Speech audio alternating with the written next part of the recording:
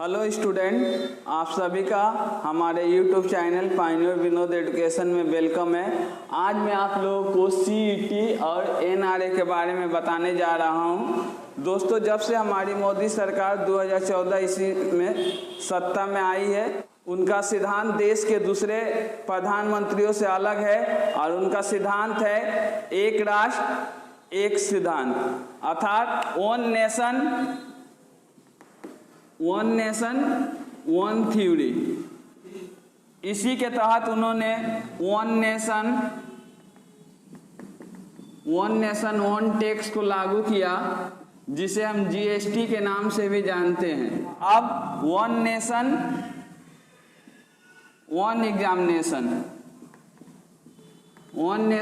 Examination को लागू किए हैं, जिसे हम सीईटी कहेंगे। भविष्य में भी Modi ji one nation one election को लागू करेंगे, क्योंकि चुनाव में बहुत से करोड़ों रुपये चले जाते हैं और उसकी बचत होगी। दोस्तों, सरकार ने एसएससी, बैंक, रेलवे तीनों के लिए अब एक ही प्री एग्जामिनेशन की व्यवस्था की है, जिसे हम सीईटी कहेंगे, जिसका पूरा नाम कॉमन एलिजिबिलिटी टेस्ट है। अर्थात अब हमको एसएससी, बैंक एवं रेलवे के लिए अलग अलग प्री एग्जामिनेशन देना नहीं पड़ेगा। एक ही एग्जाम देने से हम तीनों एसएससी, बैंक एवं रेलवे के मेंस परीक्षा में बैठ सकते हैं। इसमें उत्तीर्ण हुए छात्रों को 3 वर्षों तक मेन परीक्षा में बैठने की अनुमति दी जाएगी। सरकार ने इसके लिए एनआरए का गठन किया है, जिसका पूरा नाम नेशनल रिक्वायरमेंट एजेंसी है। यह एजेंसी सीईटी परीक्षाओं का आयोजन करेगी।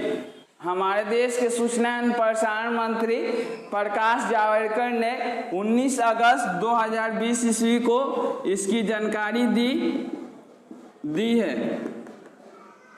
दोस्तों, तो आप लोगों के मन में यह प्रश्न उठ रहा होगा कि सीईटी कब से लागू होगा? क्या ये 2020 से लागू होगा? नहीं दोस्तों, ये जो है अगले वर्ष 2021 ईस्वी से लागू होगा और एसएससी और रेलवे, बैंक के परीक्षाओं में लागू होगा।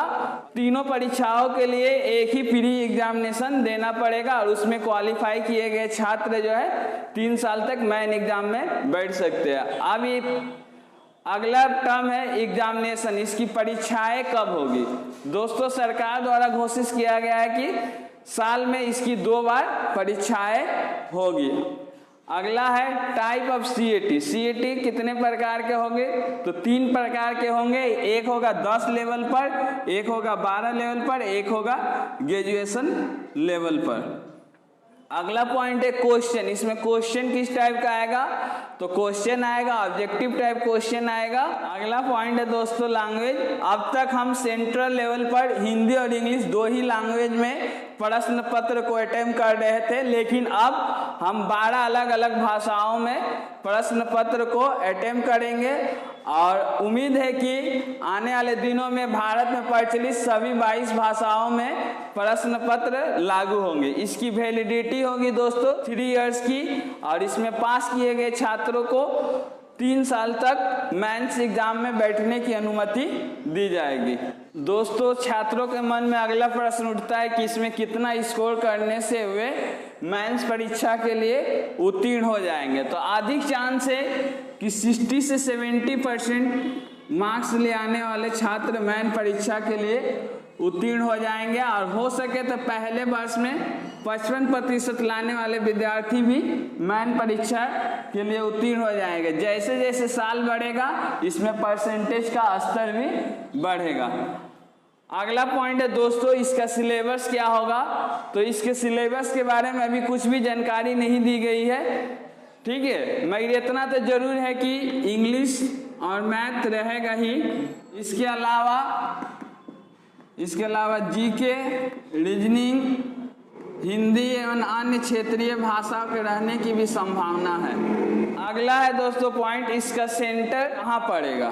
तो सीईटी की सबसे बड़ी विशेषताओं में से एक यह है कि दोस्तों इसका सेंटर अब देश के प्रत्येक जिले में पड़ेगा। अगला पॉइंट है दोस्तों बेनिफिट। दोस्तों तो यह व्यवस्था विद्यार्थियों के लिए पूर्ण रूप से ही लाभदायक है। इसका पहला लाभ यह है कि इससे विद्यार्थियों की समय की बचत होगी। इसका दूसरा लाभ यह है कि विद्यार्थियों की खर्च की बचत होगी और उसे अब अलग अलग परीक्षाओं के लिए अलग अलग फॉर्म नहीं भरना होगा तथा अलग अलग यातायात करके पैसे खर्च नहीं करने पड़ेंगे। विद्यार्थियों को इसका तीसरा लाभ यह है कि उनकी नौकरियां अब बहुत ही कम समय में लगेगी। चौथा इसका लाभ यह है कि सरकार को भी अब अलग अलग परीक्षाओं का आयोजन नहीं करना पड़ेगा। अगला पॉइंट है दोस्तों पॉसिबिलिटी, इसकी संभावना क्या है। तो दोस्तों सरकार की यह योजना तभी सफल होगी जब सरकार 6-6 महीना पर वैकेंसी निकालेगी। तो क्या हमारी भारतीय सरकार 6-6 महीना पर वैकेंसी निकालेगी और लोगों को नौकरियां देगी, यह तो आने वाला समय ही बताएगा दोस्तों। फिलहाल के लिए सीईटी, यूपीएससी, एनपीएससी के परीक्षाओं में लागू नहीं होगा। कुल मिलाकर बोला जाए तो यह व्यवस्था स्टूडेंट के लिए बहुत ही लाभदायक होगी, क्योंकि पहले एसएससी, बैंक एंड रेलवे के लिए अलग अलग प्री एग्जामिनेशन देना पड़ता था और उसमें क्वालिफाई होने वाले छात्रों मेन एग्जाम्स देते थे और उसके बाद उसका इंटरव्यू होता था और तब उसका सिलेक्शन होता था। दोस्तों आज के लिए इतना ही। यदि मेरा वीडियो अच्छा लगे तो मेरे वीडियो को लाइक, कमेंट एवं शेयर करना ना भूलें तथा मेरे चैनल को अधिक से अधिक सब्सक्राइब करें।